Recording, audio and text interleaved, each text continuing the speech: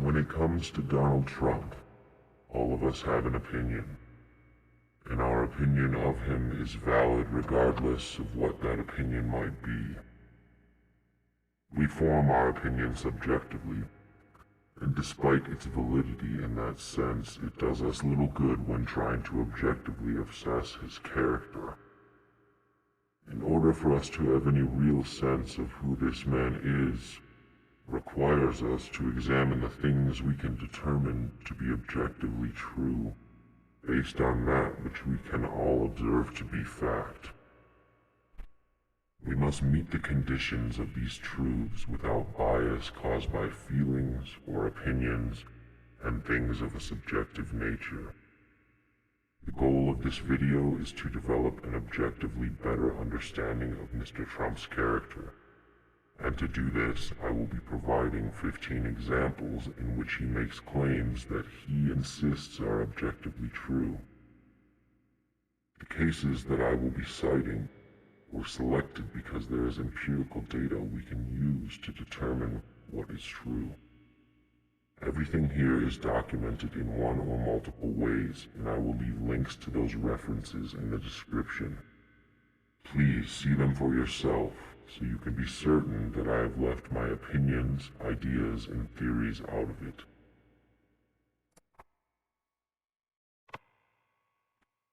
Number 1.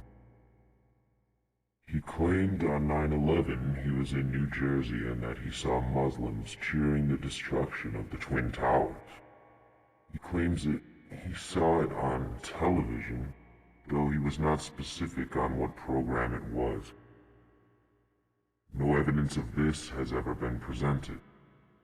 Jersey police say it never happened. Former State Attorney General John J. Farmer agrees that it never happened, and, by the way, he served as a senior counsel on the 9/11 Commission.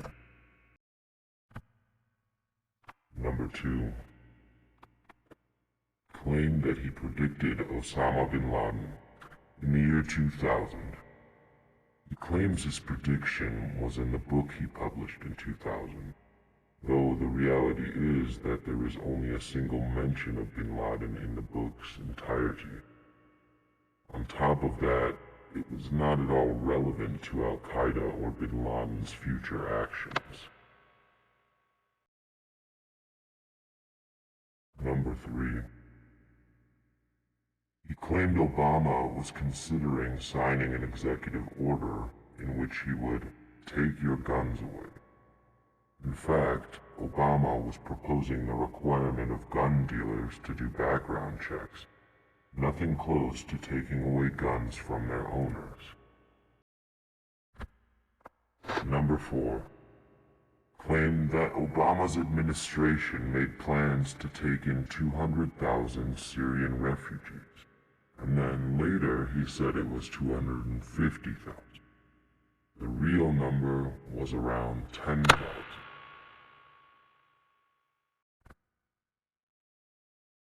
Number 5. He claimed that he had a close relationship with Vladimir Putin that developed when they were both on 60 Minutes. However, the truth is that they never even met at that point in time. They had separate interviews that took place in separate countries. Number 6. Claimed multiple times that he completely funded his own campaign for president. Really, over 50% of the funds came from outside sources. Number 7. He claimed Mexico has no birthright citizenship policies. They in fact do. Number 8. He claimed in June 2016 that there are no jobs to be had, but truthfully all of the official data shows over 50 million job openings that year, more than it had been in the last 15 years.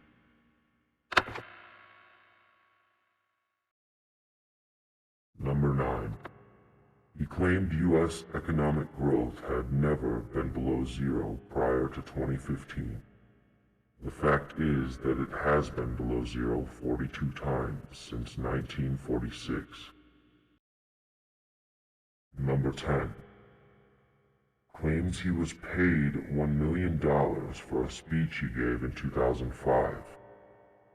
The actual amount was $400,000. Number 11. He has claimed repeatedly that he has never gone bankrupt. The facts clearly show otherwise. His first bankruptcy was a result of his Trump Taj Mahal casino and the enormously irresponsible amount of money he borrowed to finance it. His second bankruptcy came in a similar fashion when he sought to buy the Plaza Hotel in New York City. Again, he borrowed more money than he should have at rates he knew he couldn't afford. The third was a result of Trump Hotels and Casino Resorts, which was a holding company for his properties, racking up a massive $1,800,000 in debt while only raising about $130 million, which came from an early public stock offering. Finally, the fourth came after Trump Hotels and Casino Resorts was reconfigured into Trump Entertainment Resorts.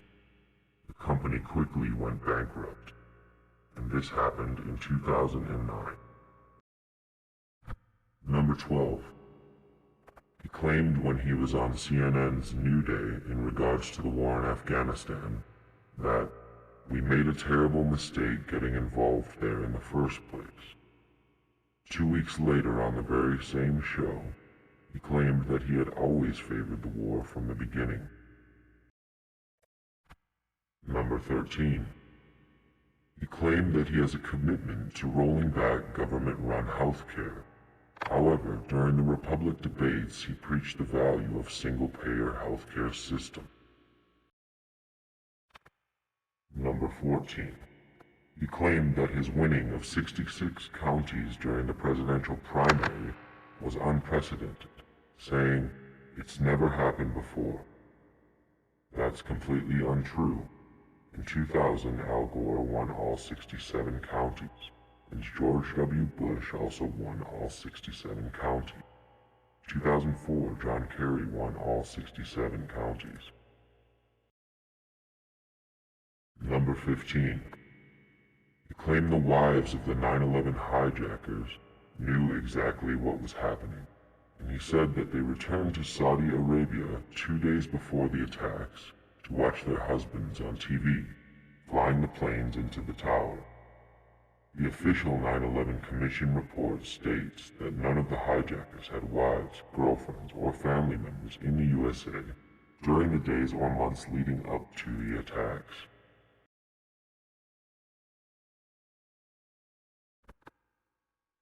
So, now let's decide what objective truths can be discerned from these incidents. As I said in the beginning of the video, my goal here was to make an accurately objective assessment of Mr. Trump's character. And for that purpose, I chose 15 times in which he made claims he presented to be completely true. When he makes these statements, he does seem to express them in a way that demonstrates his certainty, as if there is an empirical record to back up his words. However, as I have shown, the actual truth is shown to be very much the opposite. Without getting into anything of a subjective or speculative nature, all we can know to be undeniably true here is that we have 15 cases in which Mr. Trump has made claims that we can prove to be false. Given that, what can we now dictate to be objectively true in regards to his character? The answer is simple to understand with the information provided to us. He possesses the character of a person who is intensely dishonest, lacking integrous qualities or attributes. Let remind you that we are only examining the character he has displayed in the examples cited. So then what else can we recognize about his character now that we are sure he lacks integrity and honesty? Well, we We have a great deal of historical and scientific evidence to display to us what we can associate with the character Mr. Trump has exhibited. A person whose traits are dishonest, disreputable, misleading, and unprincipled are by nature lacking in those traits that are of an inverse quality. From this we can say that Mr. Trump's character is without or lacking traits like sincerity, trustworthiness, justness, and responsibility. That is the conclusion of this video, and no more can be assuredly stated, and so then anything else, at this point, would be subjectively biased. I'll leave you to consider the content of this video as you will, but if you will, ask yourself this question. What are the characteristics of a person you see fit to be President of the United States?